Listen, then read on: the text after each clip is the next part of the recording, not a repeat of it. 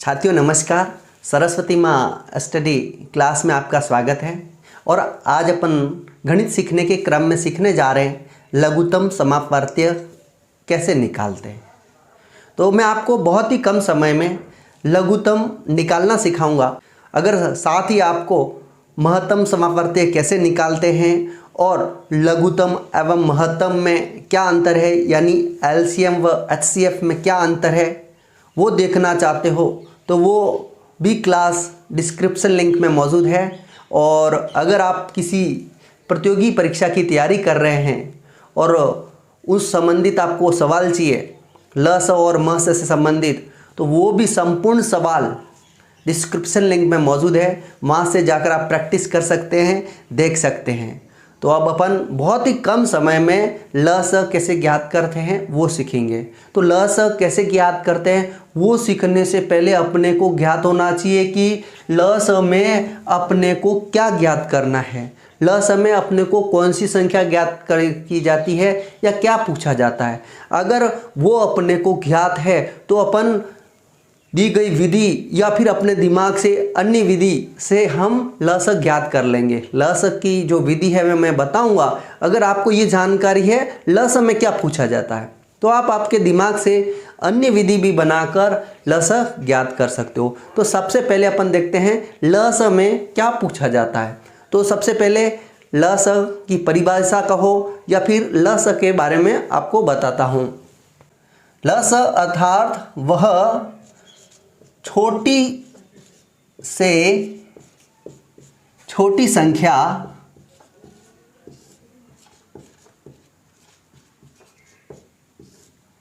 जो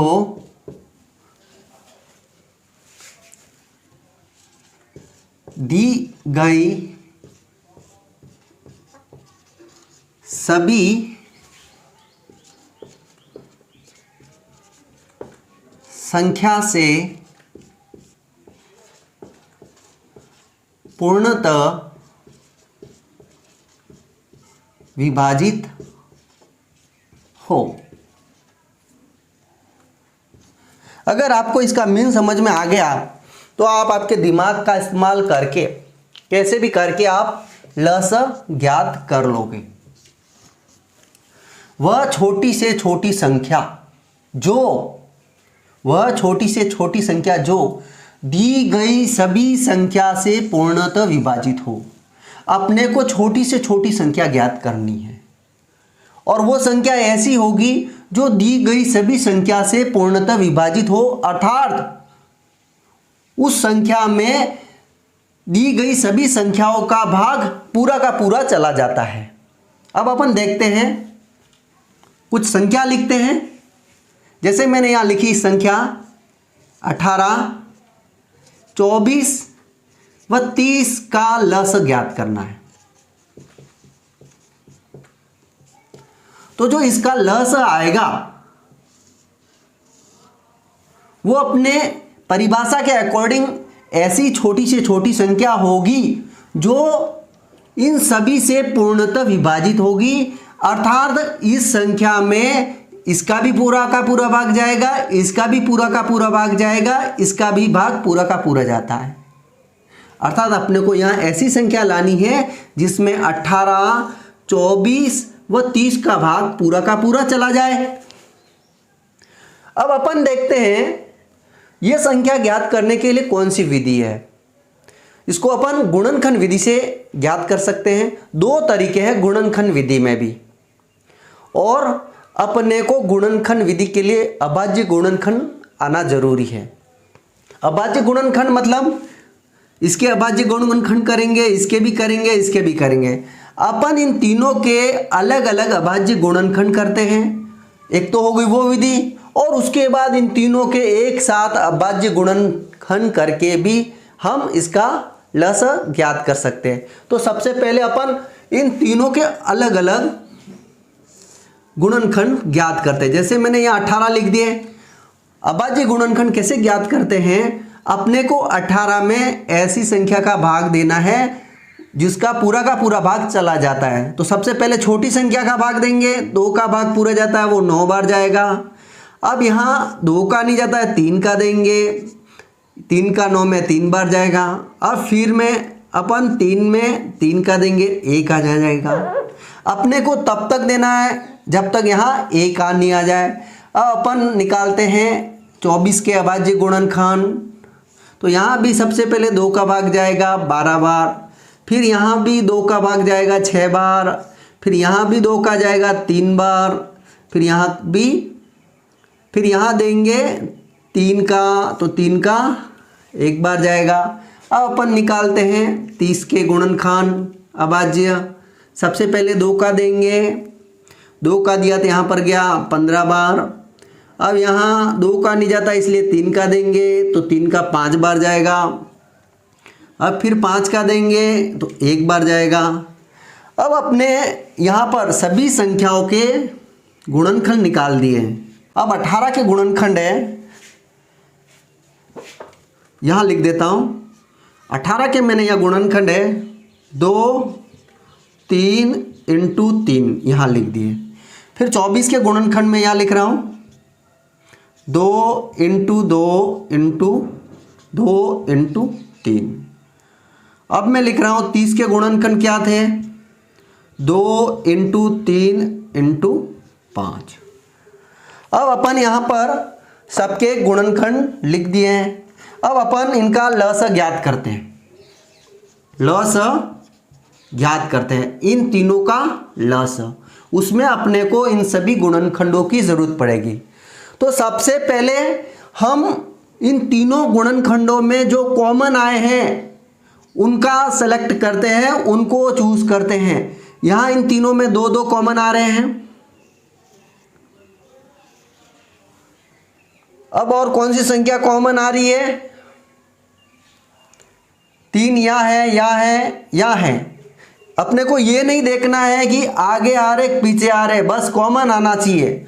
तो इन तीनों में 3 ऐसी संख्या है वो तीनों में कॉमन आ रही है। अब मेरे हिसाब से कोई दूसरी संख्या कॉमन नहीं है। अब यहाँ पर तीनों में कॉमन निकालने के बाद हम निकालते हैं लस। अब लस में अपने को क्या ज्ञात करना है, सबसे पहले अपन वो संख्या लिखेंगे जो कॉमन आ रही है। तीनों में आने वाली एक संख्या कॉमन है 2, तो मैंने यहाँ लिख दी 2। अब दूसरी कॉमन आने वाली संख्या 3, तो मैंने यह लिख दी 3। अब यहाँ अपन ने कॉमन संख्या लिख दी है। अब नेक्स्ट अपने को वो संख्या लिखनी है जो कॉमन नहीं है, वो सारी की सारी अपने को यहाँ लिखनी है। तो सबसे पहले अपन देखते हैं 18 में वे कौन सी संख्या है जो कॉमन नहीं है 3, तो मैंने ये यहाँ पर लिख दिया 3। अब 24 में वह कौन सी संख्या जो कॉमन नहीं थी 2 व 2, तो मैंने यहाँ लिख दिया 2 इंटू 2। अब अपन देखते हैं 30 में वह कौन सी संख्या कॉमन नहीं थी 5, तो मैंने यहाँ लिख दिया 5। तो ये सारी वो संख्या हो गई जो कॉमन नहीं थी। अब इन सारी संख्याओं का अपन मल्टीप्लाई करते हैं। तो 2 का मल्टीप्लाई 3 से करते 6 आते हैं, 6 का मल्टीप्लाई 3 से करते हैं तो 18 आते हैं, 18 का मल्टीप्लाई 2 से करते हैं 36 आते हैं, 36 का मल्टीप्लाई 2 से करते हैं 72 आते हैं, और 72 का मल्टीप्लाई 5 से करेंगे 360। तो ये अपना जो 360 होगा वो इन संख्याओं का लस होगा।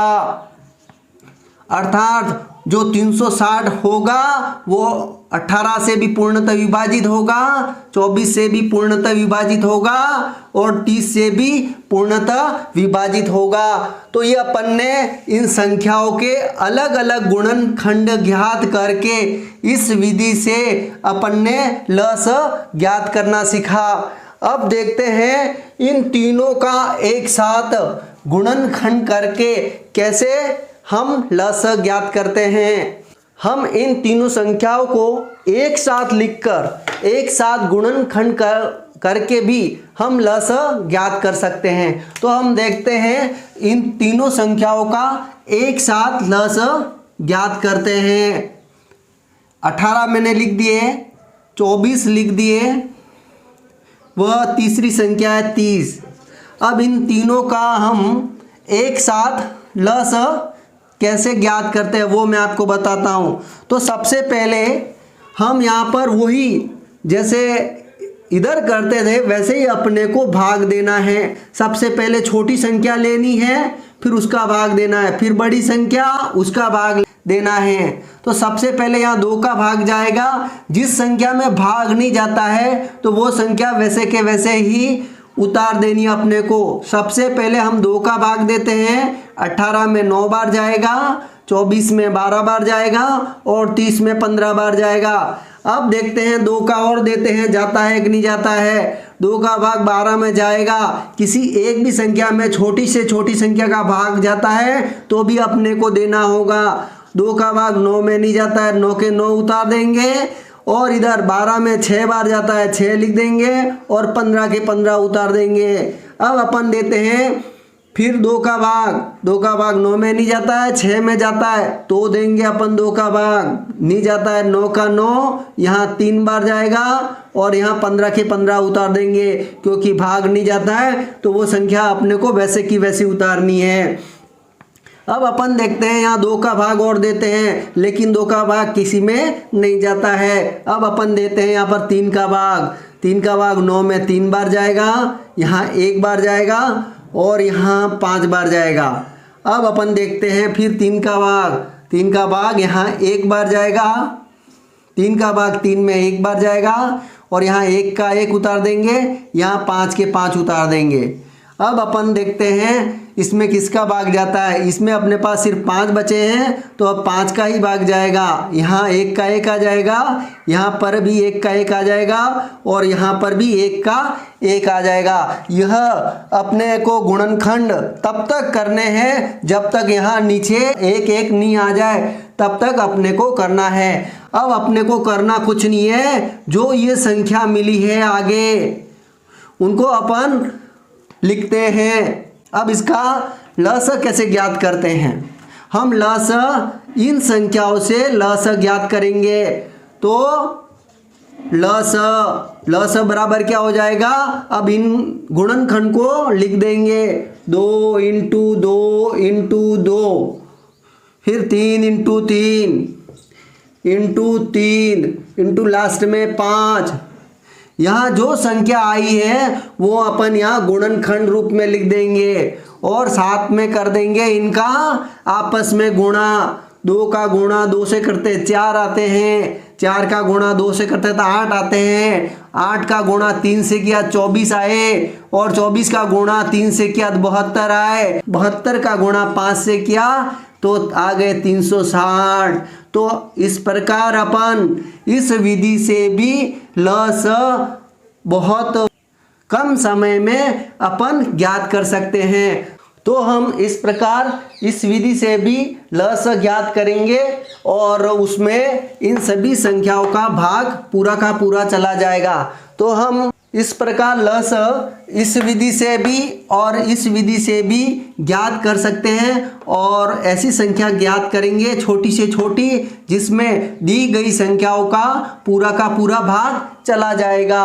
अपने को किसी भी प्रकार की संख्या दी हुई है, चाहे बड़ी से बड़ी या 2 संख्या दी गई है या 3 संख्या दी गई है, अपन इन दोनों में से कोई सी भी विधि जो अपने को सरल लगे उस विधि का प्रयोग करके हम लस ज्ञात कर सकते हैं। तो आज अपन ने सीखा अपनी क्लास में लघुत्तम कैसे ज्ञात करते हैं और वो आपको अच्छे से समझ में आ गया होगा अगर क्लास को आपने अंत तक देखा है। और अगर आपको मस की क्लास अर्थात महत्तम समापवर्त्य कैसे निकालते हैं और लस और मस अर्थात लघुत्तम एवं महत्तम समापवर्त्य में क्या अंतर है वो क्लास भी देखनी है तो वो क्लास डिस्क्रिप्शन लिंक में मौजूद है, वहां जाकर देख सकते हैं। साथ ही अगर प्रतियोगी परीक्षा से संबंधित लस और मस से संबंधित आपको क्वेश्चन हल करने हैं या क्वेश्चन की प्रैक्टिस करनी है तो वो क्लास भी डिस्क्रिप्शन लिंक में मौजूद है। और साथियों मैं आपसे कहना चाहूँगा अगर आपको यह क्लास अच्छी लगी है तो लाइक बटन ज़रूर दबाएं। साथ ही मेरे इस चैनल को आपने अभी तक सब्सक्राइब नहीं किया है तो सब्सक्राइब ज़रूर करें क्योंकि यहाँ आने वाली है बहुत अच्छी से अच्छी क्लासें और जहाँ से आप सीखोगे गणित और आपकी गणित होगी मजबूत। इसी के साथ हम मिलते हैं नेक्स्ट क्लास में, तब तक के लिए जय हिंद जय भारत।